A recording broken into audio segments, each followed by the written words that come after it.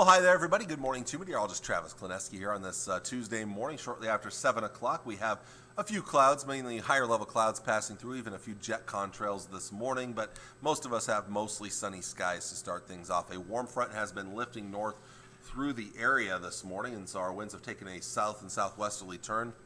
We're going to get a little breezy out there for today. You'll notice that wind a lot more than yesterday anyway. And then later in the day, you could see a few thunderstorms try to fire up along that frontal boundary up there to the northeast.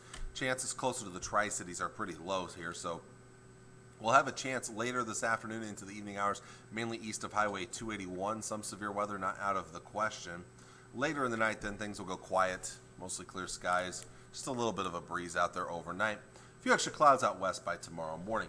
So tomorrow, breezes strong out of the south and southeast again, and that's going to bring in that heat to the area. So we're going to see a little heat today, even more for tomorrow. Tomorrow looks to be the hottest day for much of the area. And as that lid tries to break off the cap there, we could see maybe a couple of thunderstorms get going late in the afternoon and more so into the evening hours. This could be a little more of isolated thunderstorm activity here as we get towards tomorrow night, but there is that chance of some strong to severe storms. We'll certainly keep an eye on that during the evening hours. Later in the night, the chances do come down a little bit. And then on Thursday morning, a cold front begins to approach from the northwest. You can kind of tell where that is if you look closely here. Kind of drawing a line here. This will be a rough drawing here, but there's a frontal boundary right there. And it's going to be slow to move, but it's also about the timing of that front right now. Forecast models are a little inconsistent on how that timing will be, because if it's a lot farther southeast during the day, later in the day Thursday, that could keep the better chances of rain and thunderstorms to our east. Well, on to the risks of severe weather the next couple of days. Well, this is for later this afternoon, mid to late afternoon into the evening hours. Really, I would highlight that yellow area. That slight risk area has the best chance of severe storms of any area here in the local 4 viewing area. And in the next update will be coming out at 8 o'clock this morning. I'm curious to see if they'll change it at all. I'm a little iffy on this area right here. I just think the chances are too low here for much of any kind of severe weather threat. So really, I would pinpoint areas to the east of Highway 281 and to the north of Interstate 80 right there. So this area right here, and even the green areas to the north, have a little bit better chance of some strong to severe storms. Now tomorrow evening, more of us under a marginal risk of severe storms, and while I don't think we'll all see it because this is going to be very hit or miss, some could see some severe weather.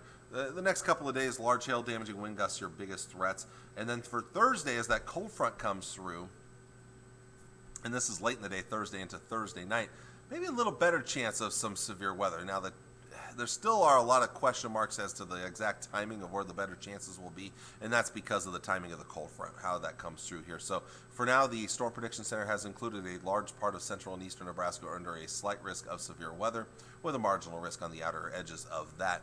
And I would not be surprised as we get a little bit closer if maybe an enhanced risk is put out there. There is a decent chance some are going to see some severe weather. It's just where is still the bigger question. I think it favors areas to the east just a little bit more than it does to the west. Damaging wind gusts, though, look to be your biggest threat with the strongest storms. Maybe some large hail as well. So certainly something to keep an eye on. And maybe even to Friday, still some strong storms out there. But until then, well, heat building in today, upper 80s and lower 90s, a few mid 90s out west. So you're going to feel those temperatures a little hotter than what we dealt with yesterday. Tonight, upper 50s to upper 60s, so not quite as cool as it is out there this morning. And then highs for tomorrow. This will be the hottest day of the week. Mid to upper 90s and maybe some triple digits there to the west and to the north for tomorrow afternoon. Tomorrow night, one of the warmer nights of our forecast, mid 60s to mid 70s. And then still pretty warm on Thursday in the low to mid 90s, but notice to the northwest, some 80s out there to the west. That's that cold front that's approaching, and that front will bring us a little bit better chance of thunderstorms Thursday night into Friday. Excuse me. It will be noticeably cooler on Friday, and we're going to keep a chance of rain and thunderstorms going. Now, there's question marks, of course, to the timing, but we could still see some severe weather on Friday. A high around 80 sounds pretty decent out there. Saturday, how about upper 70s with a slight chance of continued showers and thunderstorms? Not a very good chance, but a chance. Sunday, Monday look mainly dry as temperatures warm up a few degrees back into the low and mid 80s. Now long range, so you see the fluctuations coming in over the next 10 days.